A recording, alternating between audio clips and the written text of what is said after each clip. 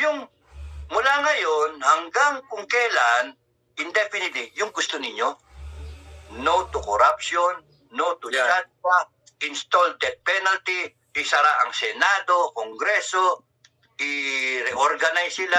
Sabihin nyo gusto nyo sabihin. No? Pro-like kayo, sabihin nyo. Sasabihin ko yung gusto ko. Mali ako na sinasabi ko kunyari na magagawa ko ng isang guide para yun din sabihin nyo. Uniform, no. Ayoko na. Ano na lang, kanya-kanya. Pero yung kanya-kanyang sabi tayo, it is more credible because kayo mismo ang nag-isip at nanggaling sa puso nyo yung gusto nyo sabihin. Pero at the same time, pare-pares tayo na nagko-complain. Tama ba yan?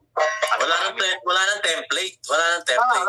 Walang template. So, pwedeng magsalita kayo, starting now, every day, mag-post, no to corruption, no to ganito, di ba?